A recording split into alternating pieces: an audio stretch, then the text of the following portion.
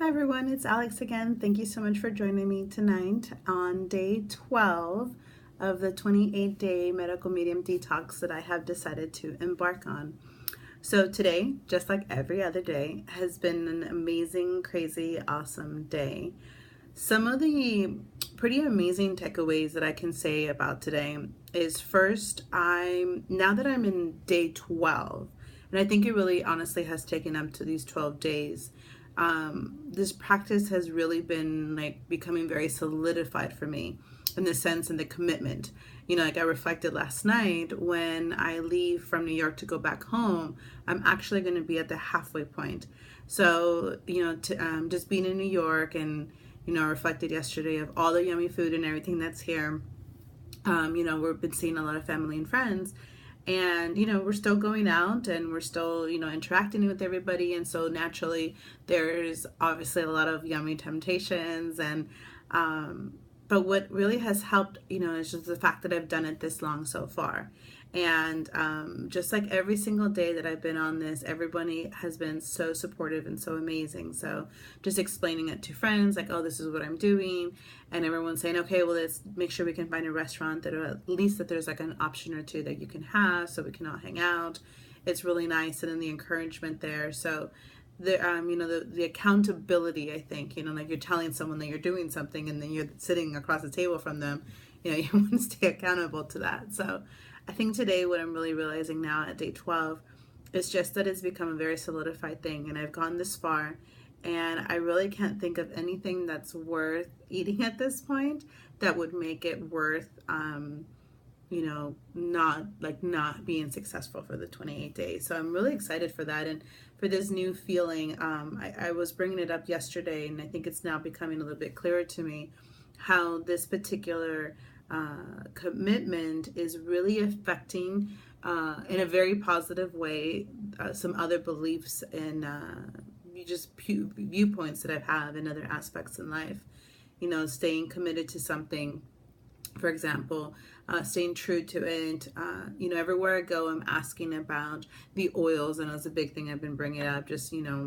I'm just curious to know that there's questions now that I ask that I hadn't asked before, or maybe there would have been like a salad or something that I would have eaten in the past, just assuming that it would be healthy. Which I actually, as I'm talking about this, I realized, and I meant to bring up this point the other day.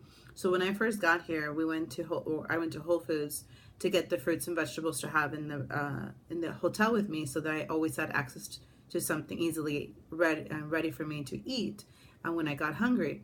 And I was just curious to know at Whole Foods what they use to cook their fruits, and not their fruits, their vegetables in, or their food in, at the hot bar.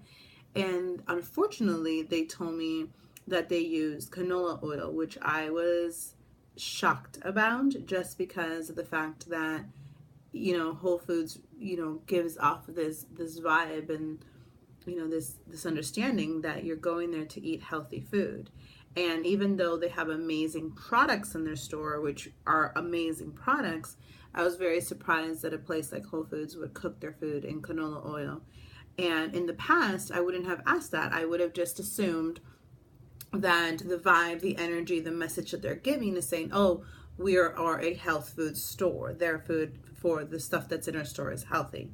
And had I not asked that question, I wouldn't have discovered that, unfortunately, their hot food is made with canola oil, which at this point in my practice, and even moving forward, I will not eat again the cooked food in Whole Foods. I'll still go there and grocery shop.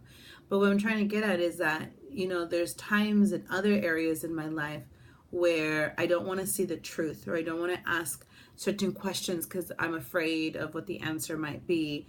And if the answer is not something in an alignment with the type of person I want to be, then I might need to give up something, or might need to choose to do something else. And this practice right now with the detox is really, I guess, in a way forcing me, or I'm choosing to be very on top of it. I'm willing to do whatever it takes, ask whatever needs to be asked, have those conversations, get out of my comfort zone, and do all that to make sure that I have a successful day in this 28 detox. And I'm seeing, obviously, because that practice is solidifying right now for me through this, I can see how that will very easily translate into other aspects in my life. So just now at this point, the fact that it's kind of become now a routine to be on this, and it's not so much I'm concerned about like, oh, am I going to be tempted, or I don't know, it's become bigger now than just the detox for the fruits and vegetables and the food I'm eating.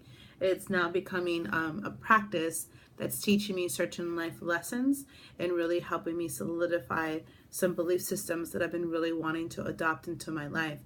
And so I think that's been a really cool experience. And I think now at day 12, that's becoming a little bit clearer for me. Also, just physically and naturally, because doing it, things are really changing. I had suffered, I think for like a lot of people, but, since my teens, from not horrible acne, but I would get very deep breakouts, and that's starting to clear up. And Anthony actually, in one of his radio shows, he talks about acne, and the reason he says that a lot of us have acne is actually coming from a oh my goodness, my mind is blanking. I'm so sorry. It's a viral infection, like a staph infection. Thank you. It's a staph infection that we have. And over time, if the staph infection doesn't heal properly, or we constantly have it growing up, or we just have that virus or that bacteria in our body, it manifests itself into acne. And one of the best ways to, finally get that out of your system is you need to change the way that you eat, because there's certain foods that feed that pathogen